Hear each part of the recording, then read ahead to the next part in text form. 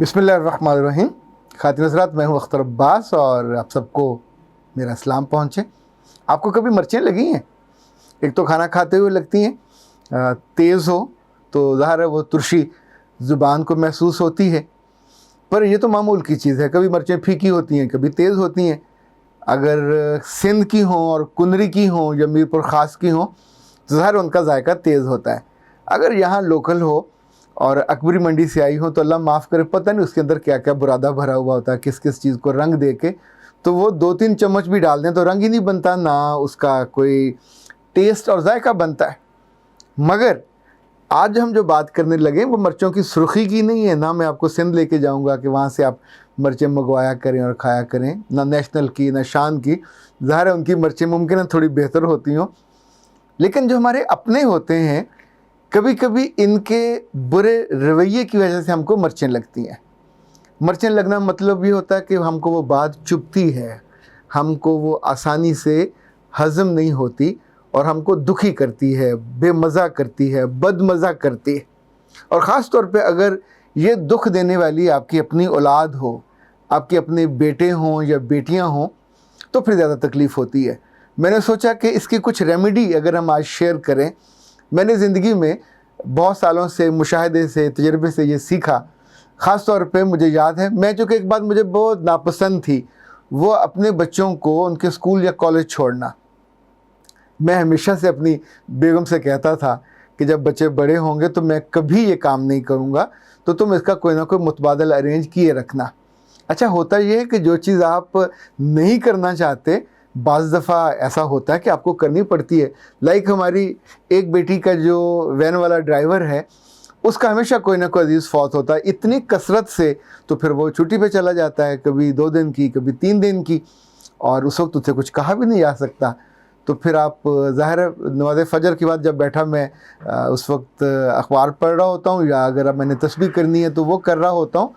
तो उस दौरान अगर आपको ये मैसेज मिले कि अब आपने छोड़ के आना है, तो फिर आप गाड़ी निकालते हैं, बच्ची को साथ बिठाते हैं और चले जाते हैं।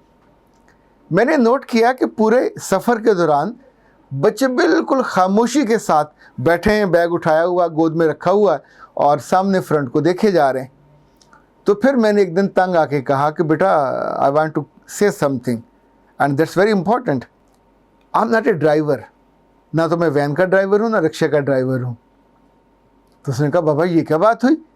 मैंने कहा, उनके साथ होता है कि आप बिल्कुल मुंह बना के सीधे होके बैठें और उनकी तरफ ना देखें, ना मतवज्जो हों, लेकिन जब अपने बाबा साथ बैठे हों, अपने वालिद साथ बैठे हों, तो उनसे फिर बात करनी चाहिए, आते हुए भी और जाते हुए भी।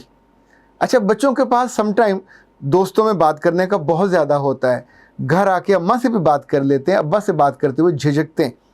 जिन जिन घरों में ये झिझक बड़ी होती जाती है, उन घरों में बाप के साथ औलाद का जो गैप है वो बढ़ता जाता है। वो बीच में सड़क ही नहीं ढूंढ पाते कि जिस सड़क पे चल के अपने अब्बा से वो बात कर पाएँ। बात करें तो करें क्या? तो मैंने फिर कुछ सवाल डिज़ाइन किए और जो धीरे धीरे मैंने अपने बच्चों को सिखाए। बल्कि आपको मैं दिलचस्प बात बताऊं, मुझे बाज़ दफ़ा बाज़ बीवियों को भी सिखाने पड़ते हैं कि जब अपनी वो हस्बैंड के साथ जाती हैं और बिल्कुल मुंह बना के, बहुत कीमती वक्त होता है ये। तो मैंने अपनी बेटी को जो बताया, समझाया, आप दूसरा तजर्बा करके देख लीजिए। लाइक पहली बात, जब वो आए गाड़ी में आके बैठे तो उससे बहुत मोहब्बत से आपको देख के, सीट को, शीशे को, दाएं बानी आपको देख के, आँखों में आँखें डाल के और आँखों को स्माइल करे, बाबा अस्सलाम वालेकुम, और फिर बैठ जाए, चाहे आप अंदर से अलग अलग आए हों या इकट्ठे आए हों। फिर बैठने के बाद आप उसे कहेंगे कि प्यारे बेटे, आज का जो सुबह की दुआ होती है वो पढ़ लें, वो मुझे ज़ोर से पढ़ाइए। तो वो पढ़ाएगी। मैं अपने बच्चों को ये ज़रूर दुआ सिखाता था, अल्लाहुम्मा ला सहला इल्ला मा जअलतहु सहलन व अंता तजअलुल हज़ना इज़ा मा शिअता सहला। मुझे भी नहीं आती थी, बेटी को आती थी, उससे मैंने सीखी और फिर हौले हौले इसको मामूल बनाया। सफ़र की दुआ पढ़ी, वो दुआ पढ़ी, सुबह के जो अज़कार होते हैं वो पढ़े। अच्छा, फिर उसमें कहता था कि जब आप उतरोगे तो आप उन्हें उतरने से पहले मुझे कहना है कि प्यारे बाबा, मेरे अच्छे दिन की दुआ कीजिए। अब देखिए कि एक लफ्ज़ है, आमतौर पे हम सोचते हैं कि बच्चे के लिए हम क्या दुआ करें, अगर बच्चा खुद उसकी डिमांड करे या उसके मुंह पे ये लफ्ज़ चला जाए बेटे और बेटी के, और वो अपने मुंह से कहे कि प्यारे बाबा या प्यारी मम्मा जो भी छोड़ने जाए मेरे अच्छे दिन की दुआ कीजिए, तो इसका मतलब है अब उसके दिल में दो बिलीफ आप बिठा रहे हैं। एक, ये जो प्यारा शख्स है या जो खातून है ये मेरे लिए सबसे ज़्यादा मोहब्बत करने वाला और मेरे लिए सबसे ज़्यादा तगड़ी अच्छी दुआ करने वाला। आपको अच्छे दिन की दुआ चाहिए, आपको उस रोज़ पेपर की दुआ चाहिए, आपको उसको इज़्ज़त की दुआ चाहिए, किसी कंपटीशन में जीतने की दुआ चाहिए, तो क्या गार्ड से कहेंगे, वॉचमैन से कहेंगे, किसी ड्राइवर से कहेंगे? आपको सबसे प्यारे रिश्ते से कहना चाहिए और इतने मान से कहना चाहिए कि वो वहाँ रुक कर आपको दुआ भी दे, आप पे फूंक भी मारे। वापसी पे हर सूरत में अपने बेटे और बेटी से पूछें कि बेटा हाउ वाज द डे। लेकिन मैंने उनको ये भी सिखाया कि मेरे बच्चे से पहले कि मैं आपसे पूछूं, आप छोटे हो तो छोटों को बड़ों के बारे में ज़्यादा मोहब्बत से क्यूरोसिटी होनी चाहिए। तो पूछें बाबा हाउ वाज द डे, तो मैं आपको बताऊंगा कि हाउ वाज माय डे, कितनी मीटिंग्स मैंने की, कितने काम किए, घर में कौन कौन से काम मैंने निपटाए, कितनी मेरी कॉल्स आई, यानी जो जो चीज़ मेरे बताने वाली होगी। अच्छा याद रखिएगा, this is not transfer of information, in fact it's the process of communication, it's the process of love, it's the process of आप अपने दिल की बात को उस बच्चे के साथ शेयर करते हुए उसे अपने करीब लाते। मैं बच्चों को कभी उनके स्कूल से या कॉलेज से घर सीधा नहीं लेके आता, हमेशा मार्केट में जब बिल्कुल पहुंचते थे बंदूखा के करीब, डोसे के करीब, गोरमे के या हमारे करीब वहाँ मालमो है, तो मैं पूछता था हाँ बेटा क्या मूड है, आइसक्रीम। उनकी अम्मा आमतौर पे मुझे भी पक्का करती थी, बल्कि पक्कियाँ करती थी कि इनको आपने जंक फूड लेके नहीं देना, इनको आपने ये जो लेज़ वेज़ हैं और वो लेके नहीं देने, पता नहीं क्या क्या वो रंग बिरंगी होती हैं, चीटू और मीटू और कुरकुरे और मुरकुरे।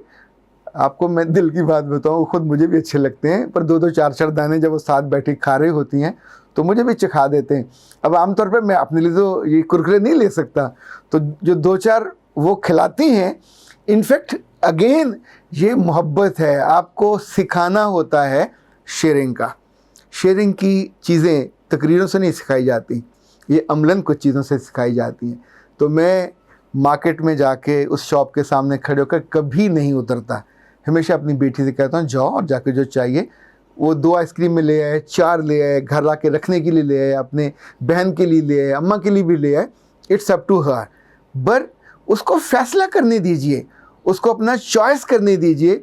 और वापसी पे उसके चेहरे पे आई वो इतनी बड़ी सारी मुस्कुराहट को देखिए। बेटी के चेहरे पे मुस्कुराहट हो और बेटे के चेहरे पे मुस्कुराहट हो, तो ये मान होता है, सम्मान होता है कि आपने उसका दिल रखा। हम आमतौर पे जो काम बहुत अच्छा करते हैं वो होता गुस्सा करना, जो उससे भी अच्छा करते हैं वो होता डांटना, जो बदतरीन काम करते हैं वो होता नक्स निकालना, उसके सामने भी और उसके टीचर के सामने भी और मेहमानों के सामने भी। तो ये तो हमको आता है और इसके हम माहिर हैं, तो जो अच्छे काम हैं उनके भी तो माहिर होना चाहिए। एक और बात याद रखिएगा, अपने बच्चों को जाते हुए ज़रूर कुछ पैसे अपनी जेब से निकाल के दिया करें। ये उनकी पॉकेट मनी नहीं है, ये वो एतमाद होता है कि ना खर्च करें, but they must have in their pocket या उनके बैग में होने चाहिए। बाकी बच्चों को देख के उनको हसरत नहीं होनी चाहिए कि वो जूस पीने गई या वो कुछ लेने गई और आपका बच्चा लेने की पोजीशन में नहीं था और वो तरसता रहा कि काश। चूँकि मेरे पास जब इस तरह के केसेस आते हैं और लोग शिकवा करते हैं कि मेरे बाप ने बड़ा जुल्म किया, मेरी माँ बहुत जालिम थी, स्कूल जाते हुए एक टेडी पैसा नहीं देती थी और हम तरसते रहते थे। आप सोचें ये कितना बड़ा तरसना होगा। अभी मुझे और आपको शायद महसूस भी ना हो, पर हर एज का एक अपना हुस्न होता है, एक अपनी फैंटसी होती है, एक अपना यूँ समझें प्रायोरिटीज़ होती हैं।